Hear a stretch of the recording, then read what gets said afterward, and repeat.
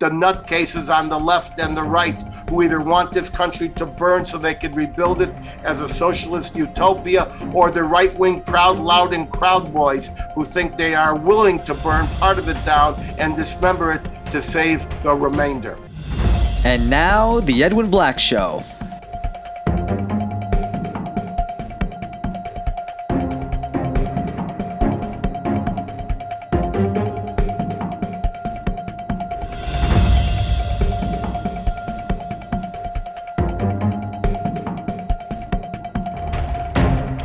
Sponsored by the books of Edwin Black, available on Amazon and at booksellers worldwide. And now, here's Edwin.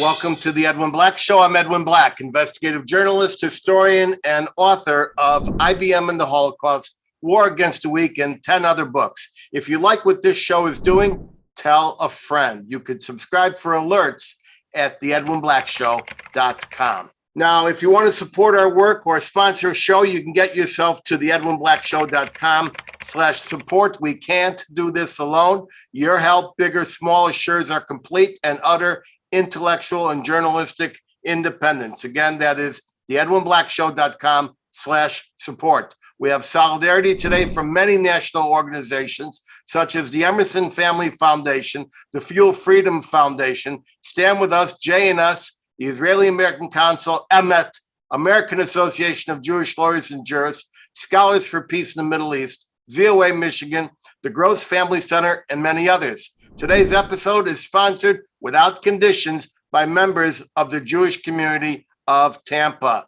Today, we welcome guests from across America, including our 4 watch parties in the villages, Newton, Massachusetts, Chicago, Illinois, and Tampa, Florida. Overseas, I see viewers, logged in from Australia. I see Spain, Germany, Great Britain, Canada, Mexico, Israel, and other countries. The Edwin Black Show, along with our YouTube site, is global and fast growing.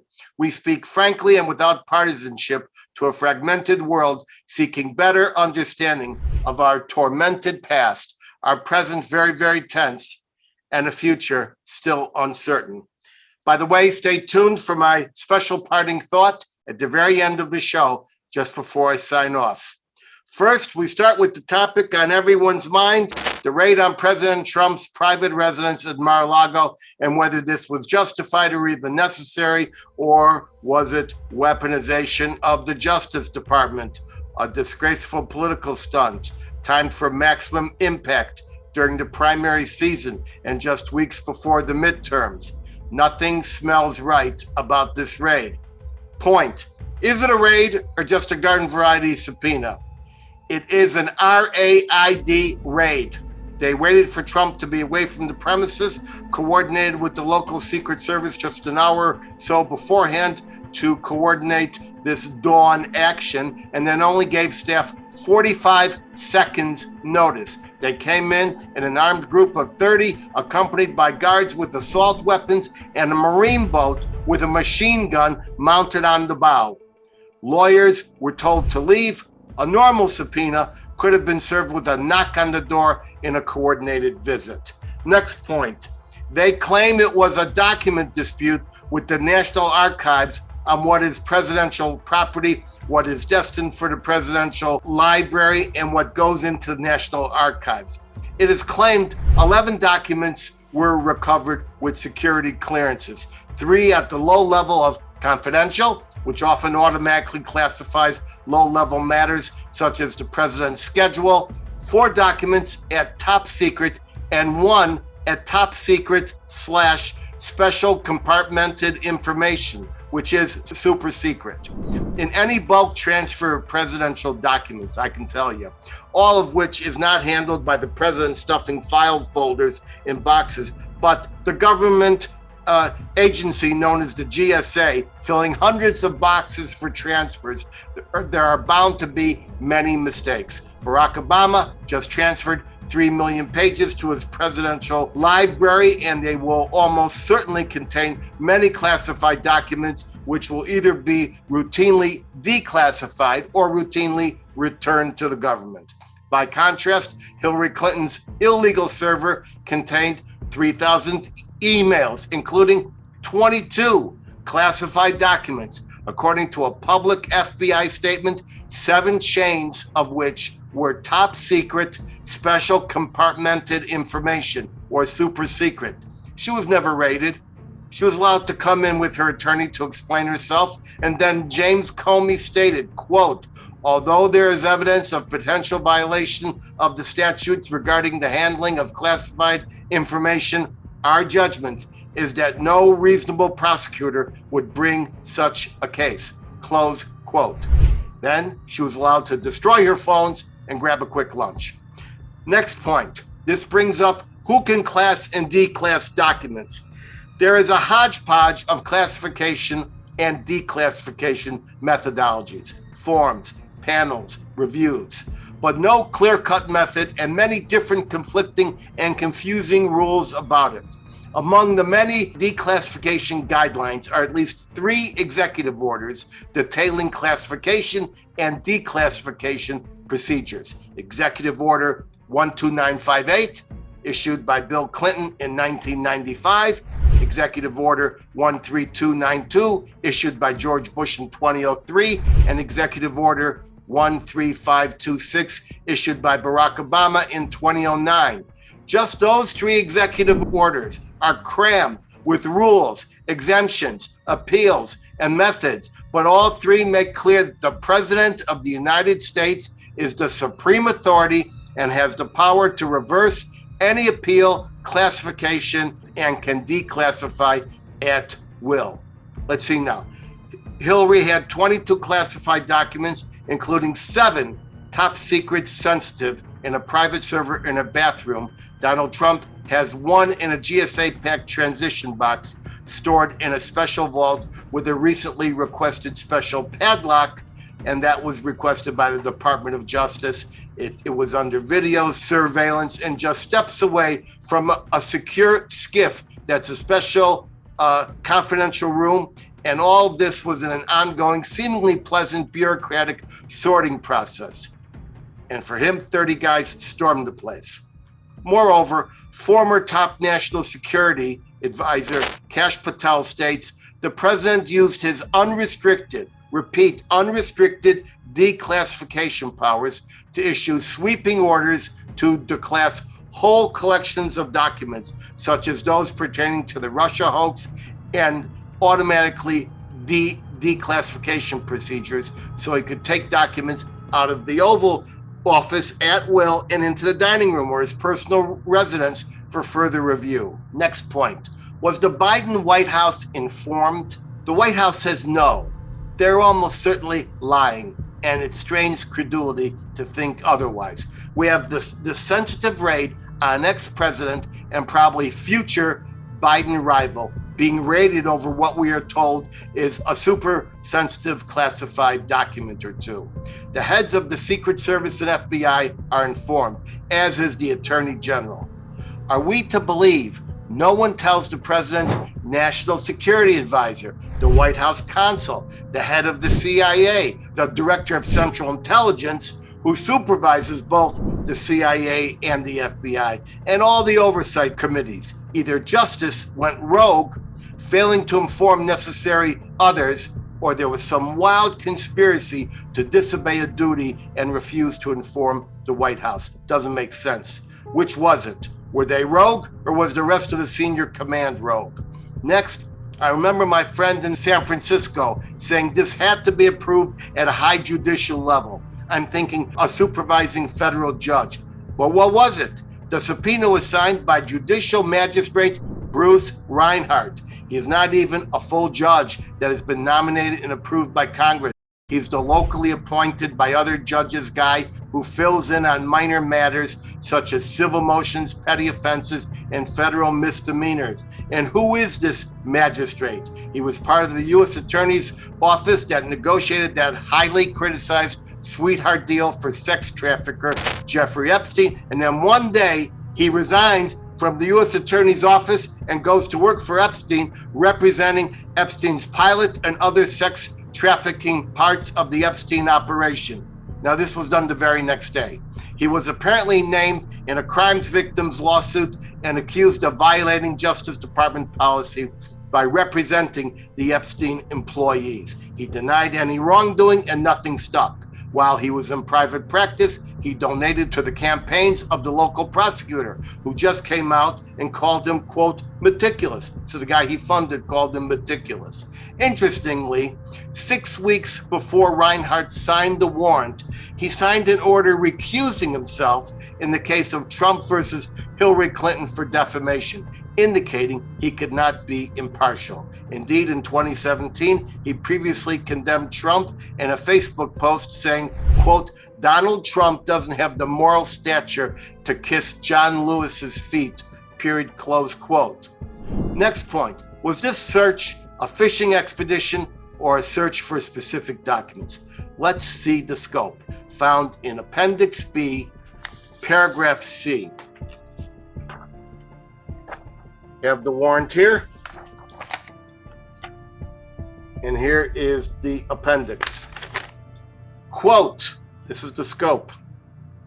Any government and or presidential records created between January 20th, 2017 and January 20th, 2021. That's millions of documents. And in fact, the FBI swept up Trump's 2 prior passports and his current one.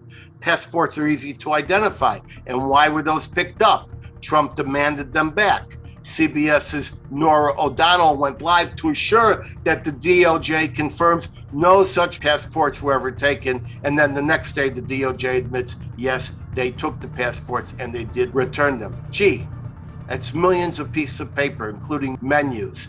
Next point, we are told by the Washington Post the documents in question involve nuclear secrets. Of course, they jazz up the chaos. Really, there's no evidence of any nuclear anything. Nuclear codes are changed every day. If it is a nuclear matter that is top secret, sensitive, compartmented information that can only be viewed in a SCIF, how did the Washington Post find out? Who even believes this? If it were really nuclear and monster secret, why would the DOJ wait 19 months? Why would AG Garland say he pondered the warrant for 2 weeks and secure a warrant from Reinhart on Friday, August 5th, 2022 at 12:12 p.m., but then wait until Monday, August 8th to raid the home? Wasn't it urgent? In fact, the warrant specified a 2-week window for the raid at the convenience of the FBI. Final point, can we trust the FBI? I used to trust them, not anymore. In 2019, the Justice Department's Inspector General found so many errors and falsehoods in the 4 FISA warrant applications that the secret FISA court actually revoked 2. Later, the Inspector General proved that dozens of other surveillance warrants were based on false statements. Let's not forget, the FBI was the linchpin in the Democratic Party's effort to plant fake computer logs, falsely suggesting Trump was in regular touch with a Russian bank, and here the first FBI they contacted was the general counsel. This is the same FBI accused by 330 women and girls who had experienced sexual abuse by sports doctor Larry Nassar, and they accused the several agents, and the Inspector General confirmed it, that of lying to their superiors about the evidence of the sexual crimes, and this allowed Nassar to continue victimizing women for another year.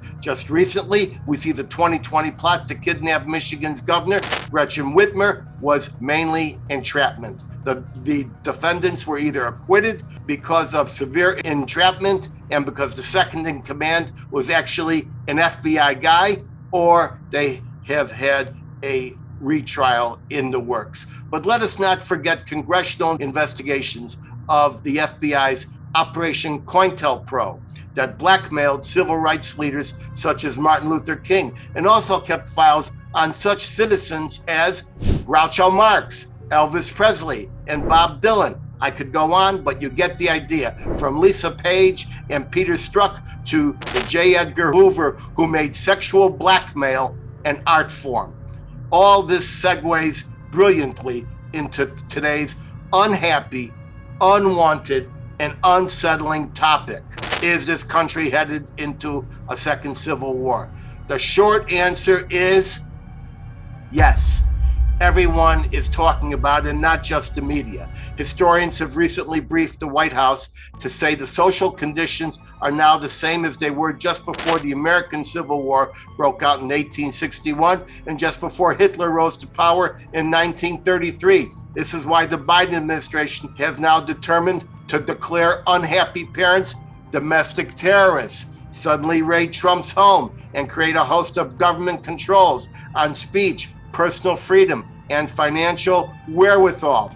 Those comparisons made by those historians, by the way, are completely false, but they explain why everyone in government, the media, and social platforms is asking about a second civil war. In fact, just after the Trump raid, the #1 trending topic on Twitter was civil war.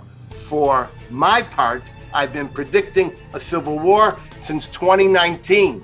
In fact, 2 years ago, the Edwin Black Show recorded in its first season an episode entitled America's Second Civil War. This episode explained everything we are experiencing now and fearing today and why it is happening. The thought silos, the lucrative business of stoking conflict that the media has been able to perfect and monetize, the nutcases on the left and the right who either want this country to burn so they can rebuild it as a socialist utopia, or the right-wing proud, loud, and crowd boys who think they are willing to burn part of it down and dismember it to save the remainder. In the vast middle are the helpless people who are thinking they must throw in with one side or the other because they now share an irreparable distrust of the other half of the country.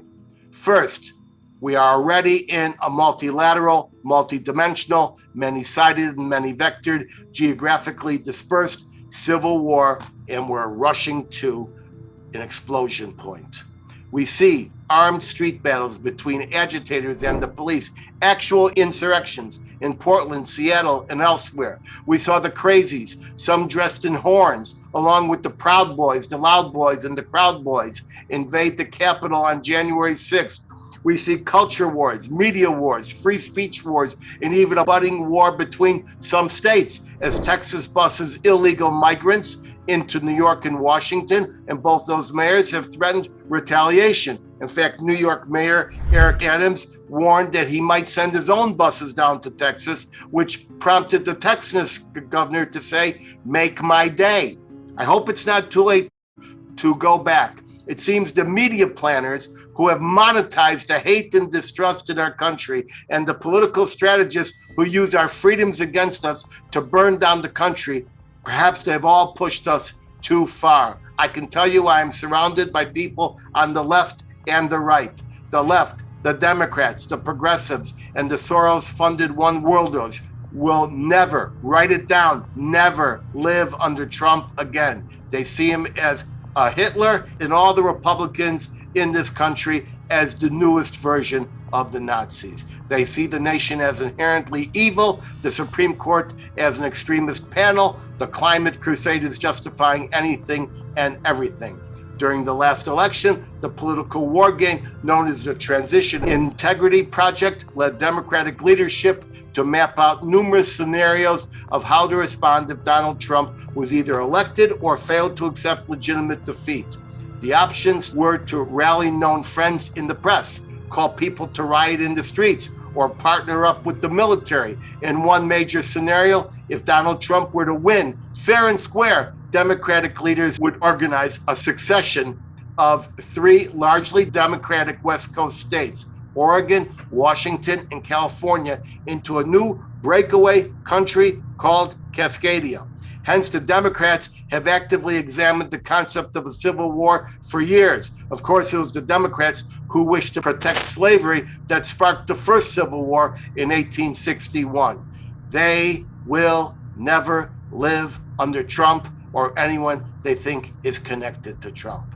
The Republicans and traditional independents and even fleeing Democrats see that everything is falling apart. Polls show up to 85% are dissatisfied with the direction and condition of the country. This perhaps sees unequal justice and a battle between individual freedoms and rigid central control. They see everyone associated with Trump targeted by what they see as a weaponized DOJ, where not only will his associates be persecuted, but his ordinary supporters will soon also be persecuted. And this raid on Trump's home just sharpened that wedge.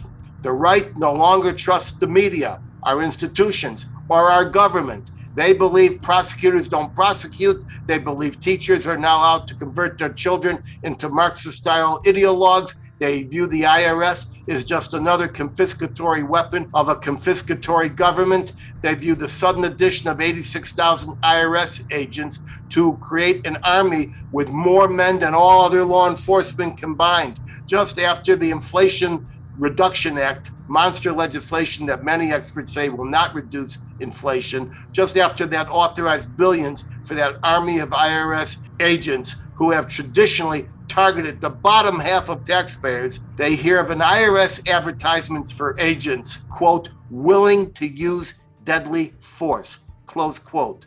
Then it comes out that the IRS is buying millions of rounds of ammunition. In 2019, the IRS admitted it had stockpiled 5 million rounds, acquired more than 4,600 guns. Earlier this year, the IRS spent an additional $725,000 to buy more bullets. Why does the IRS need more than 5 million bullets? Why does the Environmental Protection Agency own 600 guns? Now, Senator Warren has introduced legislation to allow taxpayers to fill it all in online, so the government knows every penny you receive and spend. And now legislation to force your favorite hotel to take in a daily quota of homeless. What's next? The homeless forcibly relocated into the spare rooms of people's private homes? Portland has them in the backyards and sidewalks. Progressive protesters marched through neighborhoods and suburbs one night and warned people not to get comfortable. They would soon be ousted from their homes and into the street. The pandemic has taken every problem and geometrically worsened it. And yesterday, the CDC admitted it was all mishandled.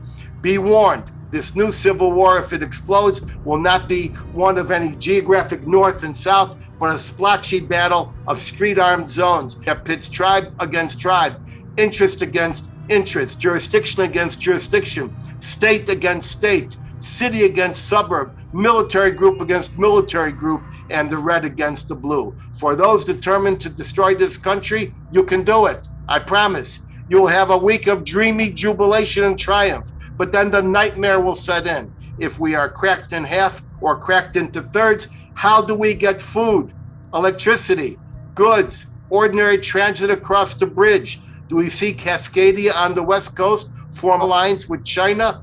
This country cannot survive further cracks. This country cannot survive mob checkpoints at every intersection. This country cannot survive a second civil war. The vehicle is speeding off the cliff, and we must step on the brakes and pull over, or we're all doomed to the agony of allowing our worst impulses to transform a great nation that craves peace into a nation cracked into many pieces. It can never be put back together again if that occurs. Everyone, you've been warned by a guy who knows the warnings of history. Now, let others speak their piece. I'm joined by Democratic strategist Josh Block, but first, one of America's leading constitutional authorities, Nat Lewin. Take the screen, Nat. Thank you, Edwin. I mean, your very fiery introduction is about 99 and 44/100% accurate. But let me first address the question of the raid, which you properly call the raid. Today's Wall Street Journal carries a letter that I wrote to the Wall Street Journal explaining why it is people, legal experts, including Alan Dershowitz, have asked it, why it is that Attorney General Merrick Garland chose not to take the least intrusive means of getting the documents that were gotten under the search warrant. He says, why? Standard, you take the least intrusive means. Every prosecutor an experienced defense counsel knows that. And in fact, with regard to the documents, as I think you noted, a long time ago, Trump was served with a grand jury subpoena. And his lawyers and he said, we've produced it all. The Department of Justice, Merrick Garland, did not agree. They thought there were documents that were still there that was being negotiated. And maybe Merrick Garland of the Department of Justice thought that Trump and his lawyers were dishonest and therefore were keeping documents that should have been produced to the grand jury. So what does a prosecutor who's going to do the least intrusive method do under those circumstances? He goes to the district judge, the federal district judge, and says, please enforce this grand jury subpoena against Mr. Trump. He isn't producing what he should produce. Merrick Garland chose not to do that. Why? Why didn't he bring a case in Miami, in southern Florida, against Donald Trump and his lawyers? That's the least intrusive means.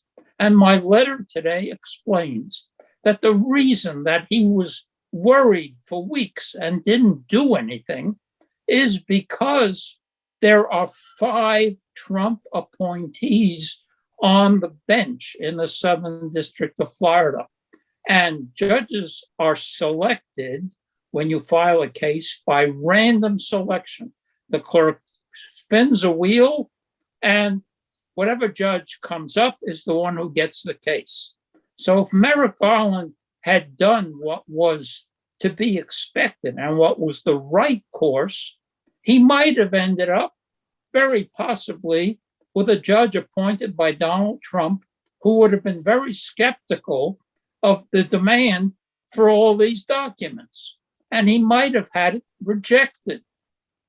And not only that, if the case had gone to the Court of Appeals for the 11th Circuit, believe it or not, it has 6 Trump appointees on the Court of Appeals.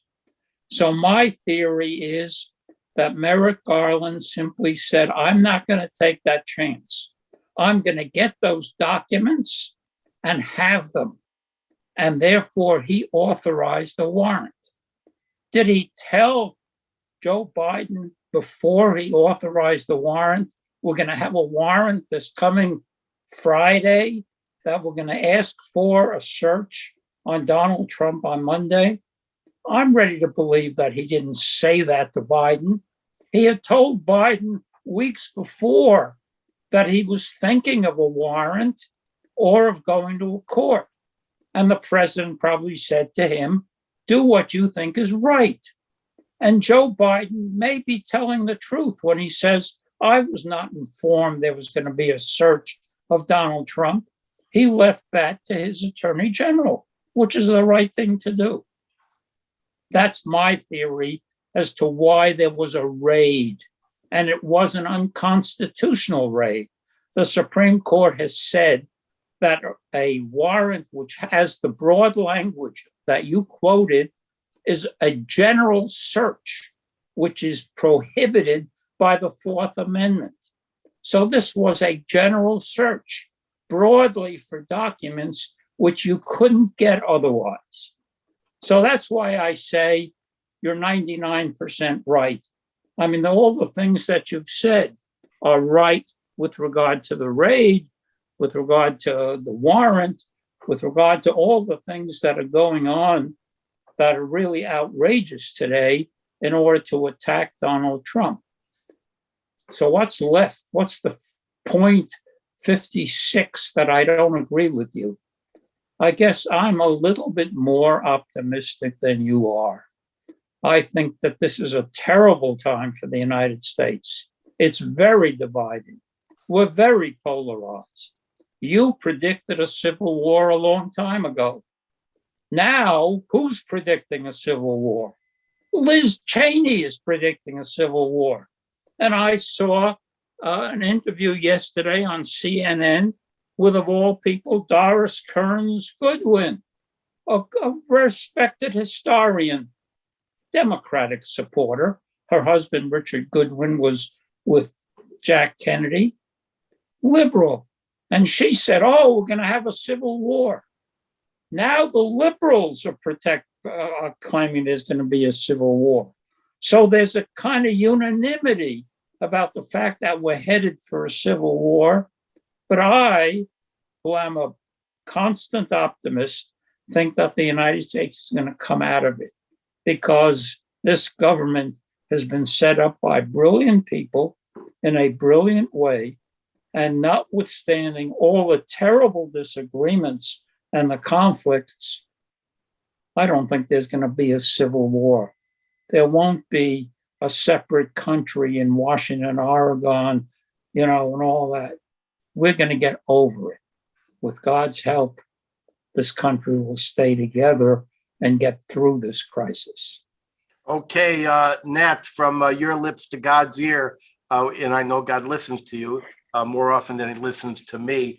And I hope that your reservation does become the rule. I'd like to ask you a question before we move to Josh. So how do you get a search warrant for any document produced during a 4-year presidency from any part of the government or anything produced by the president himself?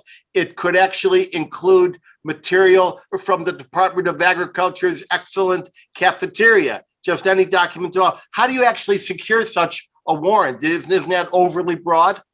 No, you have to. A warrant has to be supported by an affidavit, which hopefully either this magistrate judge is going to release today, maybe in some edited form, or the Washington Post and the various news journals that want it released, including Trump, will get it released. And in the affidavit, you have to specify why you have to seize that document, that document is evidence of crime. This is a very unusual, extraordinary power that's given to prosecutors.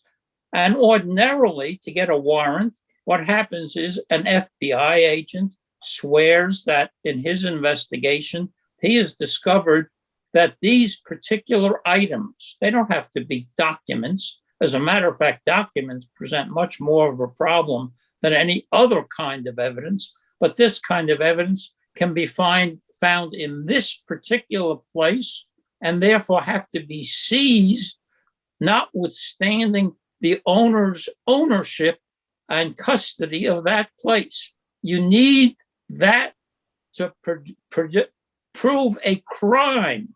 And that's why prosecutors are given the power to get warrants. But the Fourth Amendment prohibits and prevents general warrants. The Supreme Court, years and years ago, struck down warrants which broadly sought documents and under which lots of documents and books were seized. So a warrant is a legitimate law enforcement tool, but it has to be used only in the circumstances where it is necessary for an emergency. That's and Nat, you worked for the Department of Justice, correct? I worked for the Department of Justice and I supervised the applications for warrants years and years ago. And I disagree a little bit with your attack on the FBI. The attack on the FBI is like the attack on the police. The FBI is a necessary part of government. It can be abused, and it has been abused in the various cases that you've discussed. But that doesn't mean we abolish the FBI any more than we defund the police because there are bad policemen. Well, I don't think that I said anything about abolishing the FBI. It was just a matter of trust in this case. But your point is very well taken. Now I'm going to turn it over to Josh Block because Josh Block is a Democratic strategist. He was in the inner circle of disputing an election that was disputed by Gore and all the way to the Supreme Court. And Josh, what do you think? How bad is it? Well, I have to say, of course, I defer to both Nat's legal genius and your facts and commentary. The thing that I'm struck by is just how dangerous a choice this was in the way that it was pursued, given the political tumult and conflict that exists in the nation. My concern is really less with what they found, because I think, to your point, a lot of this material appears to be run-of-the-mill intelligence documents or other things that may not rise to the level of seriousness or concern that the media coverage seems to imply, but more that given the immense tension that exists in the country between Democrats and Republicans, between the left and the right, the incessant name calling and really harsh language that's attached itself to the political debate, that the Justice Department would go ahead and act in a way that would inflame those tensions when it doesn't seem to have been entirely necessary.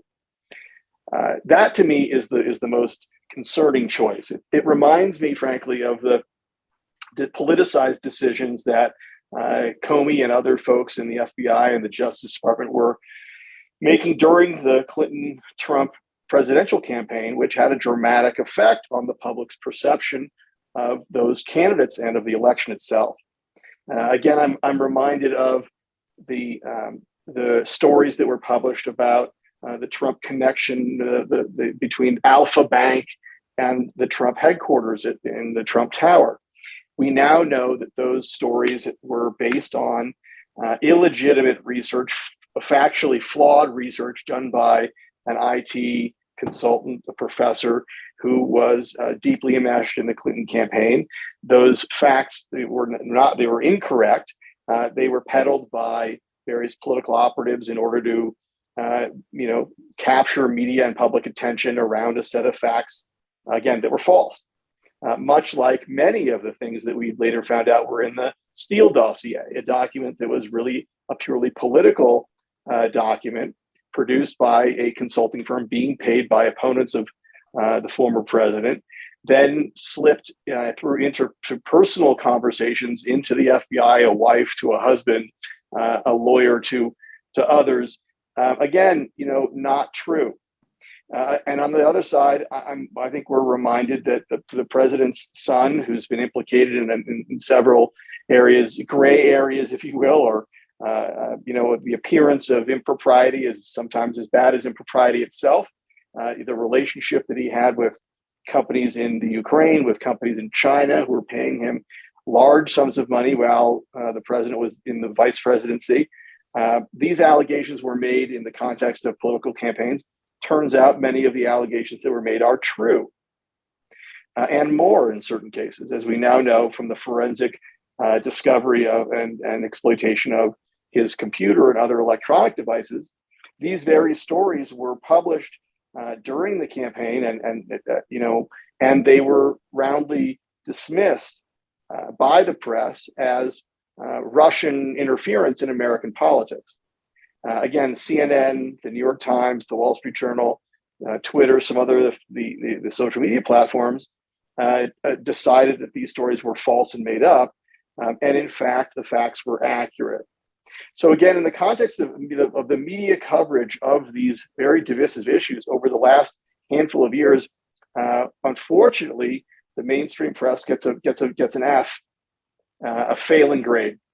And so when you come upon what could be an important matter, the tracking of sensitive documents, when the Justice Department proceeds in a way that inflames those tensions and allows the press to portray what's being done in an egregious and exaggerated manner, I think it's bad for the fabric of the country. I agree with Matt. I don't think we're going to see various sides of these debates taking up arms and engaging in an armed civil war. But I do think it coarsens the discourse in the United States and undermines public confidence in our institutions and undermines our ability as citizens to get accurate information and appraise what's taking place in a way that's constructive. And for me, that's one of the most alarming things about this choice to raid the compound. As you described, I mean, going in with a gunboat seems like a bit of overkill. Were they expecting armed resistance? I don't understand. It's, again, the coverage of the stories themselves and the material that was recovered, I think, was bettered by the release of the search warrant. It would be further enhanced by the release of the affidavit and other underlying material, as Nat was alluding.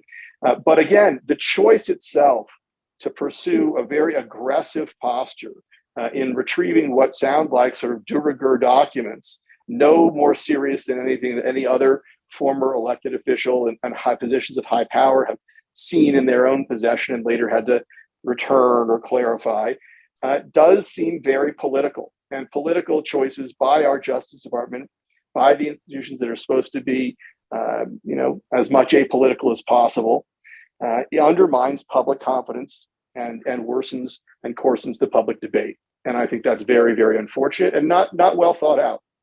I think that's a very valuable observation, and I'm glad you made the points just as you made them. I'm going to run to our questions because I know you're going to take a hike at 3:58, or is it 3:59? I forget.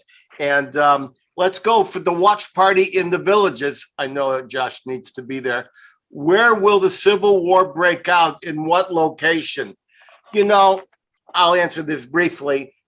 I don't believe you're going to see a Fort Sumter. I don't think you're going to see any of that kind of escalated outbreak. But we have seen so-called chop zones. We have seen riots in the street in Portland between authorities. We're now seeing an escalated tit for tat between Texas and New York, talking cowboy style. With Eric Adams, so maybe I'm going to send some people down there.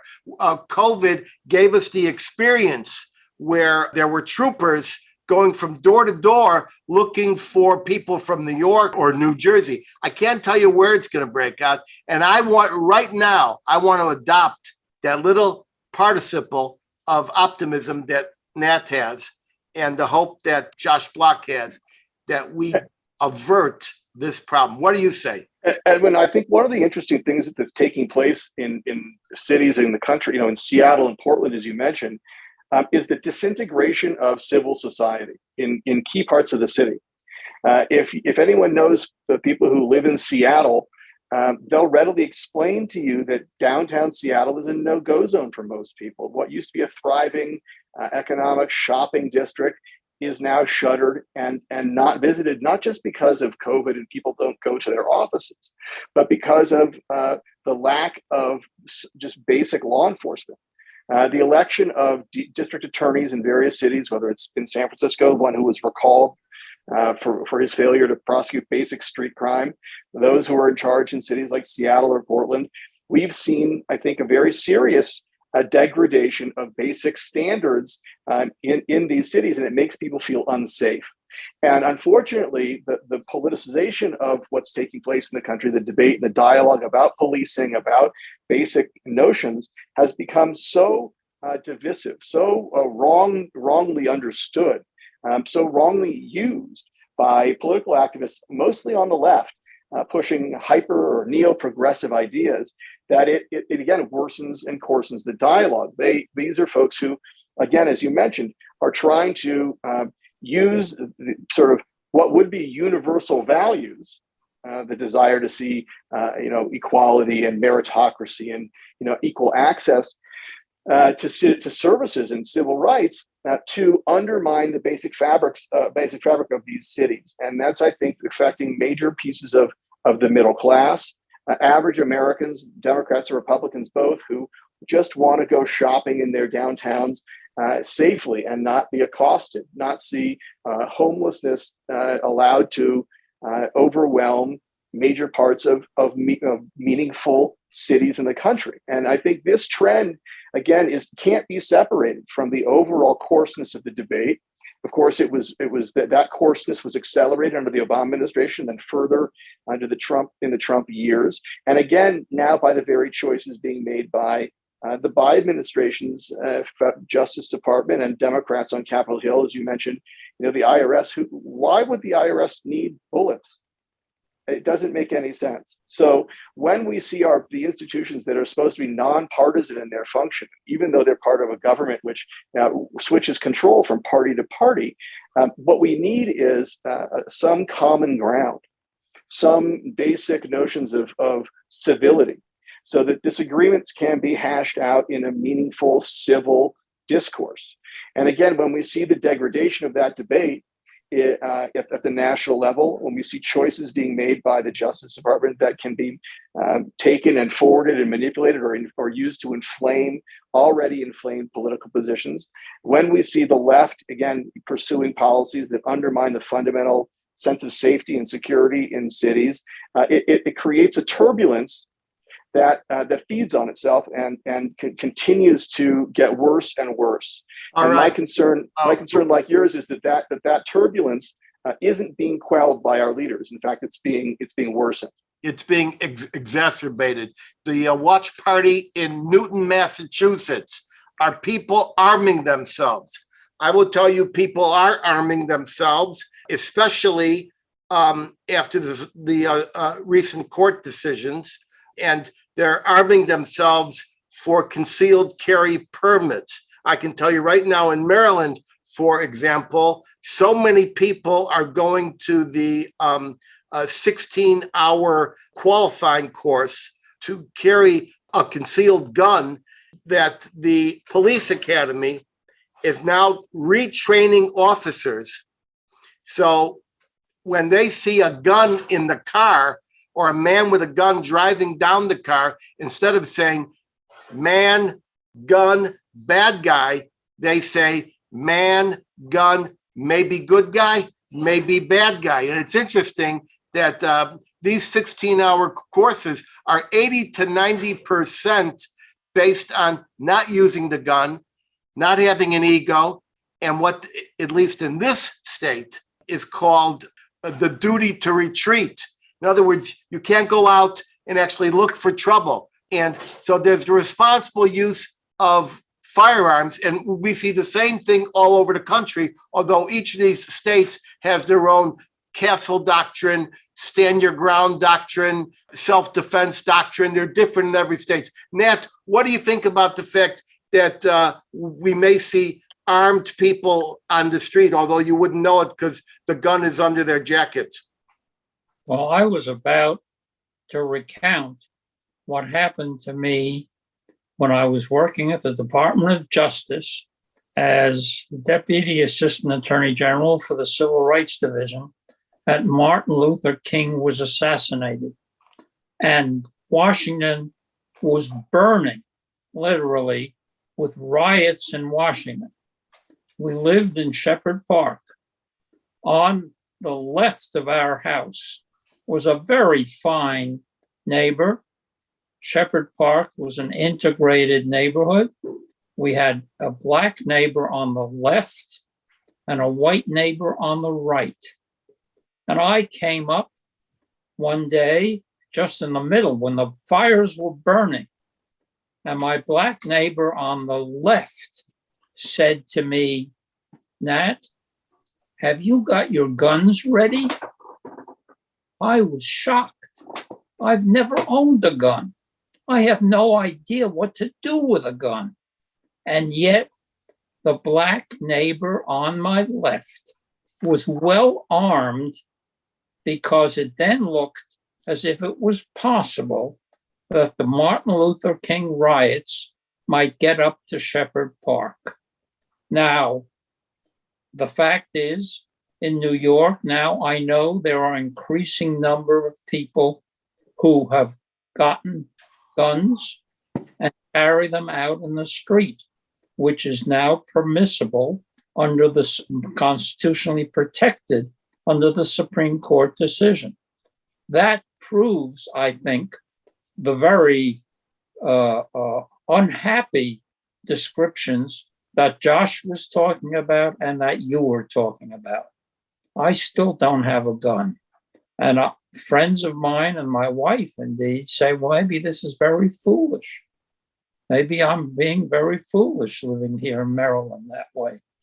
But There are a lot of people who years ago would have never even thought for a half a second about owning a gun. And the people who are going to these gun qualification courses, which are supervised by the state police, are in many cases senior citizens, ordinary people. None of them are looking for a fight, and all of them are trained to avoid a fight, including the duty to retreat. You can only do it if you're back to a wall in the state of Maryland. Let's go to Watch Party in Chicago. Did prominent progressive commentators call for Trump to be executed for treason? Yes, this has been well reported.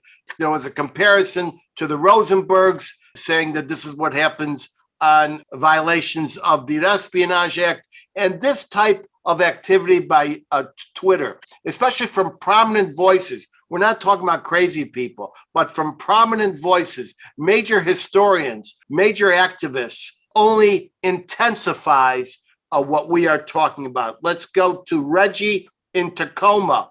Why was Trump charged under the Espionage Act? I'll answer a little bit, but then I'll turn it over to our expert.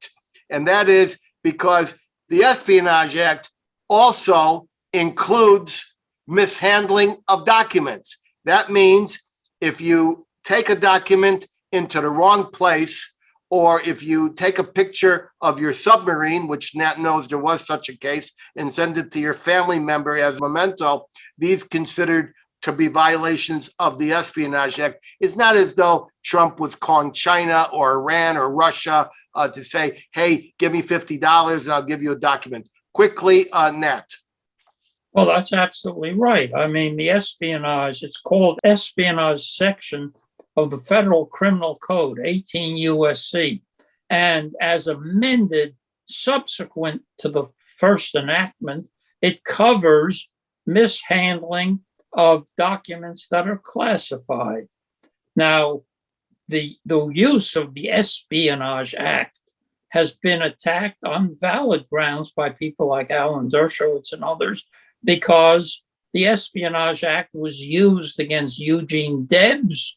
It was used, it's been waved around in its old form as being some form of spy or treason. That's the Espionage Act covers a lot of conduct that's far, far from treason or real espionage. Okay, now let's get a question here from Peter and Marcia in Los Angeles, because I want to catch Josh before he runs. Are you saying that a civil war would be a disaster for the people of this country? I'm going to answer in one very strong word. Absolutely, yes, don't do it. Josh, what do you got to say? There's no question that it would be unfortunate and terrible. I think one of the things that we need to do is reel back in the coarseness of our civil dialogue. One of the terrible results of the rise of the Trump candidacy and the Tea Party movement and the Occupy Wall Street movement and the anti-globalization movement, if you go farther back, has been the transition of political debates into religious beliefs, essentially. These ideas now are so deeply held by the various parties engaged in these discussions, in our discussions, in the fights that go on, that people don't ascribe good motives to folks on the other side who have different ideas. That's a real problem, because it leads to the kind of serious disagreements that we see today, and it creates unbridgeable gaps.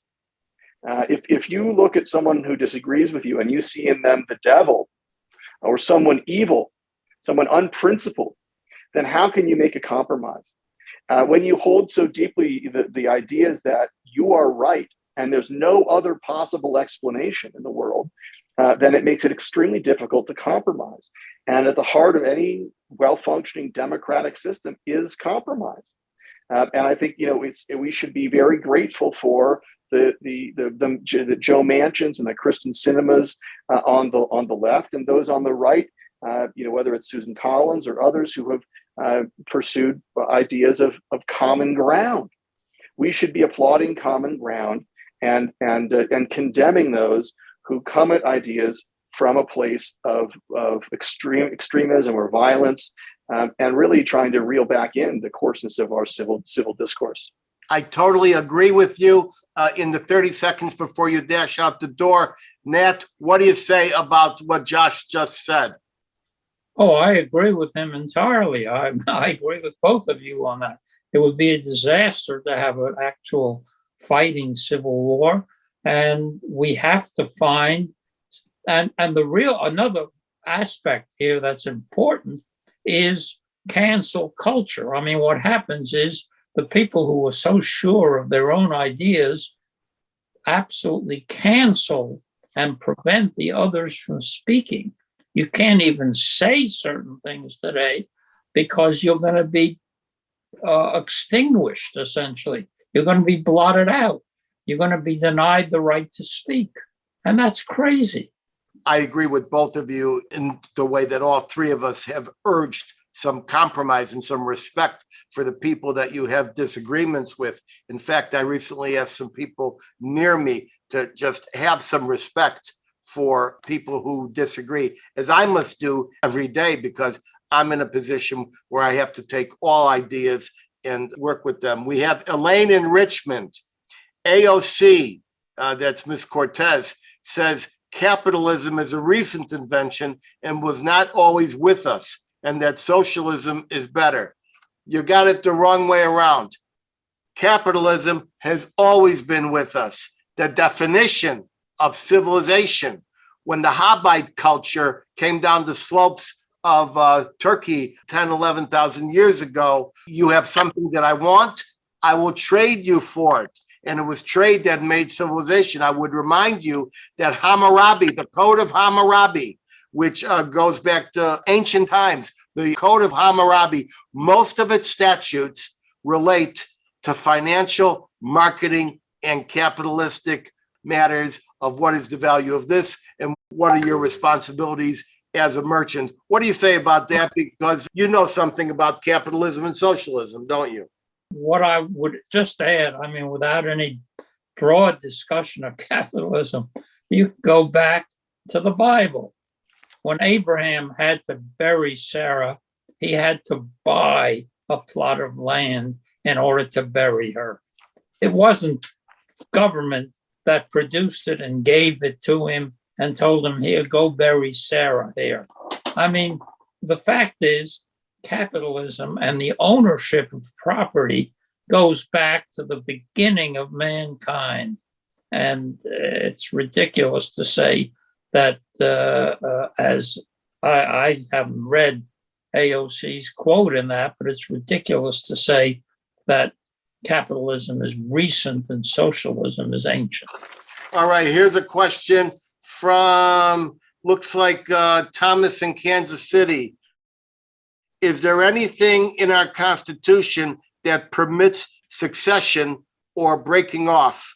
Nat, is there any legal loophole or provision that could be exploited that would allow a state or even part of a state, half a state, a county in a state? We see a lot of these people saying, well, we want to secede from the northern part of the state. Is there anything that allows region to succeed? That is no.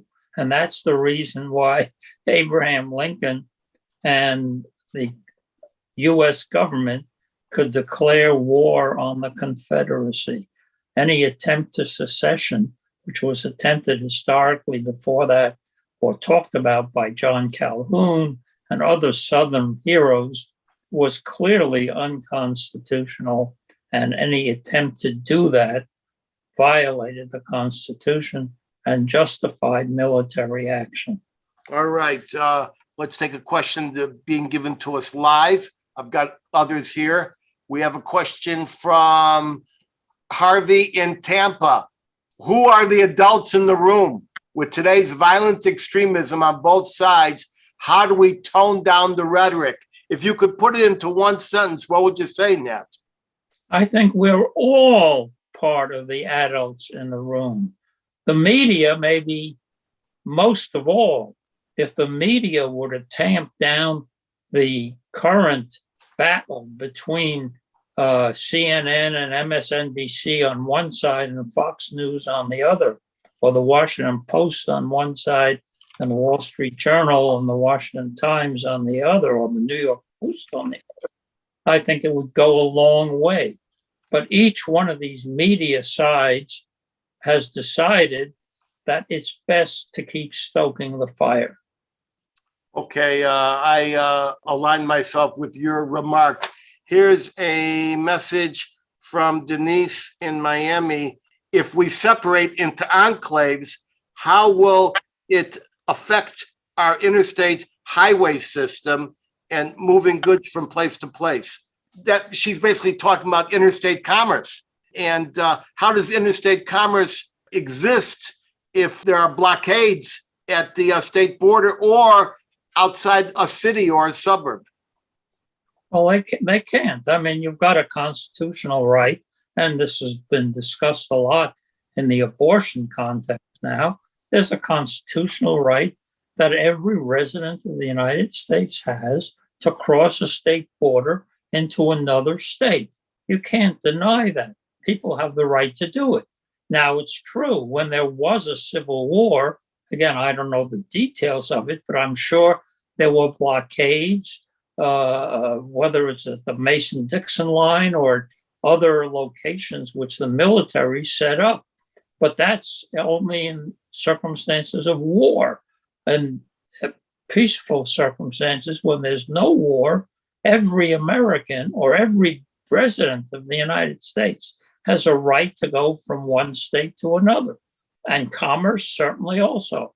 They can carry goods from one to another, except, again, certain goods like alcoholic beverages, as to which under the Constitution there can be some local regulation. In fact, you brought up a pet peeve of mine, and perhaps we should have a civil war over this. You can't bring Virginia wine into Maryland, and that has bothered me for a long, long time. I just want you to know that I did get a message from Eve, my senior producer, that the judge has ruled that parts of the redacted materials relating, I don't know how much, will be redacted and released, and we shall see what that is. Here's a question from Wes in the Bay Area. Does Nat, and I'll answer this too, believe that federally appointed judges are not impartial enough to objectively review, for example, the Mar-a-Lago search warrant?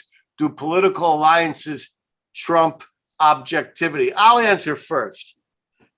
If the question is whether this, first of all, this guy was not a federally appointed judge. He was a locally appointed magistrate. They do say justice magistrate, but he is a magistrate. He was never nominated. He did not go through the constitutionally mandated advise and consent, and he was not vetted.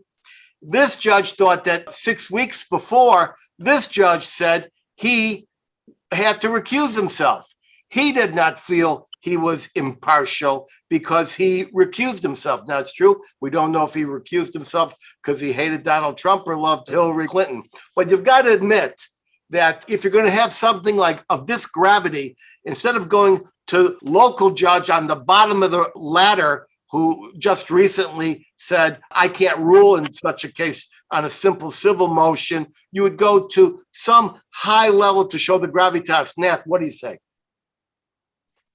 First of all, I do want to separate myself from your ad hominem attacks on this individual judge. I don't know. And as a matter of fact, the news you've just given us that he said that part of the affidavit should now be disclosed, even if redacted. If that's true, that's to his credit. I don't know. I wouldn't attack him personally because of some case in the past where he disqualified himself, or even because he represented Epstein. I don't know. Your point about going to a actual Article 3 judge is correct. I think the Attorney General should have said, don't take this to a magistrate, take it to a judge. And the truth is, again, I don't know what the procedure is in Florida, but you don't have to go to the first judge who's available. You go to a judge who reviews the affidavit and then authorizes the search and signs the warrant. And I think it was a bad idea on the part of Merrick Garland or whoever handled this from the Department of Justice to have a magistrate judge authorize the search. They should have gone to an Article 3 judge. But this magistrate judge may be totally honest. And my suggestion that Merrick Garland didn't want to go to the federal judges in Florida is not meant to suggest that Trump appointees in the district court in Florida would always rule for Trump. But what I was saying was that from the perspective of a prosecutor who wants quickly to grab some documents, the fact that they may have to appear before a judge who might be unsympathetic because he's appointed by Trump and doesn't start off with a prejudice against Trump might have led the attorney general to say, okay, let's do a search rather than try to enforce the subpoena that we served. I should say that although Trump had appointed various guys to the Supreme Court and had sympathetic ears, Clarence Thomas, et cetera, or presumably sympathetic ears, to the best of my knowledge, not one of them a minute or a pound of assistance during these many unsuccessful litigations during the 2020 election. Is that not? Well, the important point to remember, you have raised the name of Clarence Thomas. He was not a Trump appointee. He was a George Bush appointee. Yeah, but I said sympathetic. I said presumably sympathetic. Everybody applauded George Bush appointing a black man to the Supreme Court to replace Thurgood Marshall. And everybody said, in terms of the race or the category of selection, this was desirable. Now, of course, they raised a very phony objection to him with regard to some allegation made against him. But he was not and is not a Trump appointee by any means. And I'm glad you made that point. What I know about Clarence Thomas is that and what I hear from his colleagues is that he is a very dedicated and impartial jurist. And by the way, Nat, I should point out that you've been up to the Supreme Court only 28 times. Is that correct? That's correct. Again, if you look on OYES, it has a listing of 27 cases. I know I was there 28. I've got to find that 28th case, but they list me down for 27. There's a reason for that. The reason is that you were with your daughter, Aliza, and she appeared, and so her name is on that 28th case. All right, so now... Before that case. All right, look, we're out of time, everybody. Wow, we could have gone for hours. I thank my crusading guests, Josh Block and Nat Lewin, and my talented international team, including Wes in San Francisco, Lance in Michigan, as well as many others around the world, South Africa, the Philippines. I'll see everyone here next week at 3 p.m. You want to be the friend of the Edwin Black Show? I need a friend.